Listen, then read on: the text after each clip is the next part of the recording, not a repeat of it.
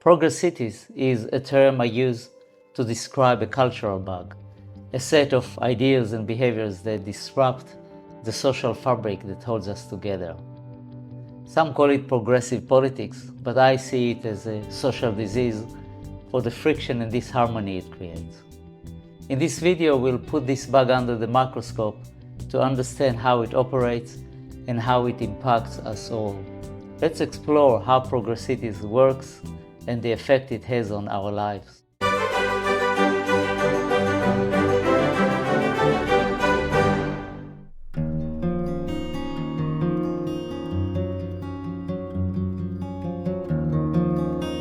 Progressitis is the thread that connects attacks on masculinity, recent campus demonstrations following October 7, and the US election. It's a dysfunctional pattern of thinking and behavior that affects many areas of our life: family, work relationships, education, politics, and media. Let's break it down. To understand progressitis, let's examine its core beliefs.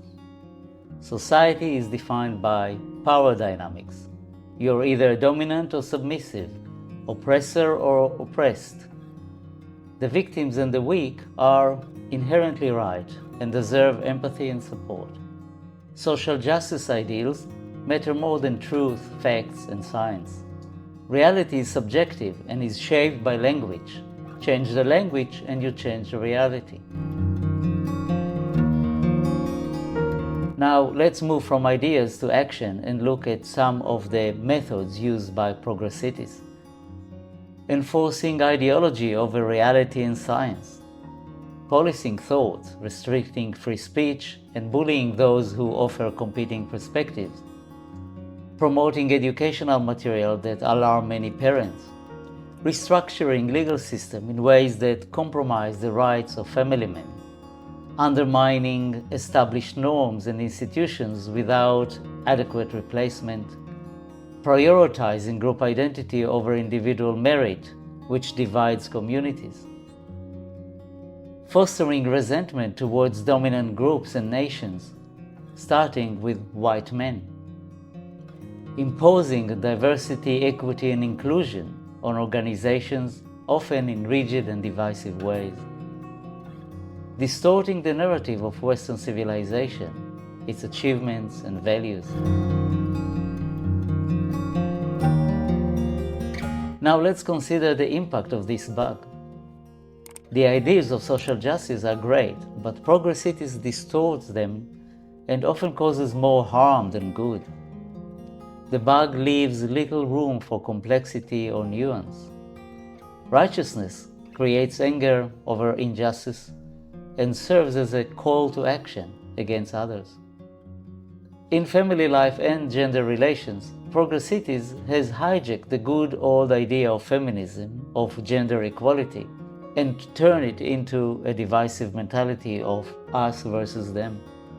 This shift has led to widespread attacks on masculinity, further marginalizing many men who struggle with poor health, isolation, and mental health issues. Masculinity and gender relations have become a key target of progressitis. The belief is that the gender imbalance of power is the root cause of all other power imbalances. And this is how you fix this imbalance. Accept the gender role is conditioned by society and has nothing to do with your hormones, genes, or evolutionary instinct. It is all in your mind. Now language becomes the tool to reshape reality, cancel binary sex, blur boundaries, and erase power imbalances. In 2018, progressitis reached a high point when it inflamed the American Psychological Association, a hugely influential body among practitioners, educators, and policymakers. The APA released professional guidelines on how to work with boys and men. They describe traditional masculinity as psychologically harmful and encourage psychologists to help us heal from that. Do you wonder what they mean by traditional?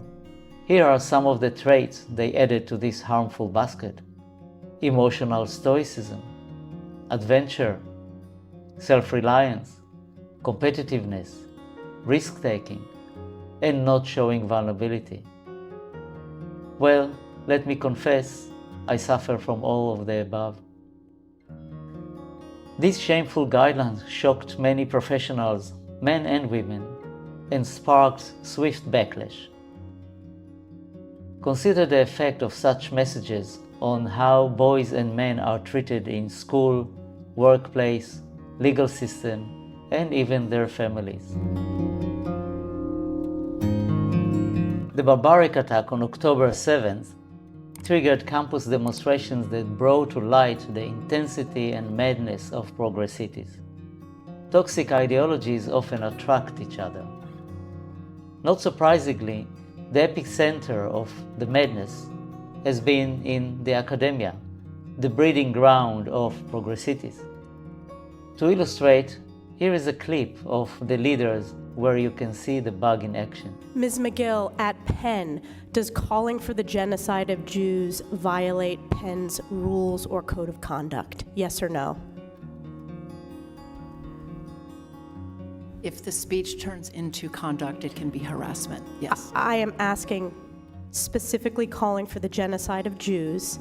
Does that constitute bullying or harassment? If it is directed and severe or pervasive, it is harassment. So the answer is yes. It is a context-dependent decision, Congresswoman. It's a context-dependent decision. That's your testimony today. Calling for the genocide of Jews is depending upon the context. That is not bullying or harassment. This is the easiest question to answer yes, Ms. McGill.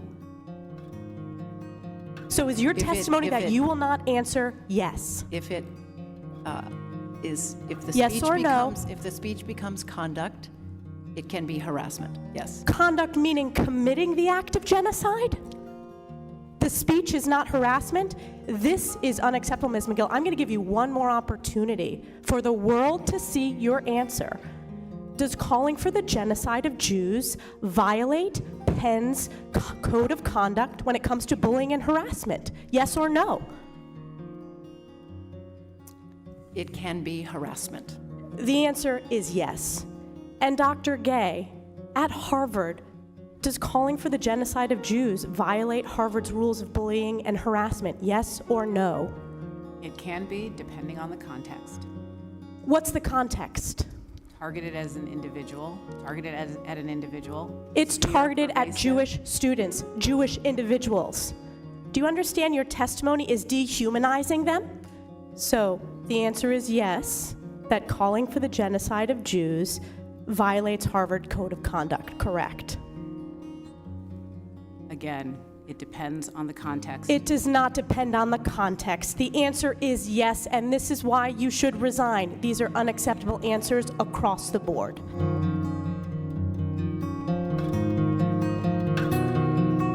And to balance it, let me show you one response from a courageous journalist, Erin Molan, here in Australia. Every single person who failed the most basic test of moral clarity on October 7. Killing kids? Oh, complicated. Raping women? What's the context? Burning people alive? Resistance? All those who joined a movement that glorified death, who marched in our streets waving their flags and chanting for more. Where did it all go so wrong? The uproar led to the resignation of some university leaders, but it also revealed the depth of the problem. The US election results suggest there is more reckoning to come. Many experts believe that Trump's election was a reaction to progressities. I personally wouldn't vote for him. His character and judgment concern me. However, I can understand why so many Americans saw him as a force who could counter this cultural bug. The events since October 7th have shown how deeply progressities has spread through institutions, and many Americans seem ready to push back. The hope is that this administration will return our university to their original purpose, pursuing truth and science, not ideology. We should all care because this is where our next generation of leaders, policymakers, and professionals get educated. When truth and science prevail, we find ourselves back on the path to wisdom, the path of balance, open dialogue, and common ground. Growth then becomes a smooth and natural process.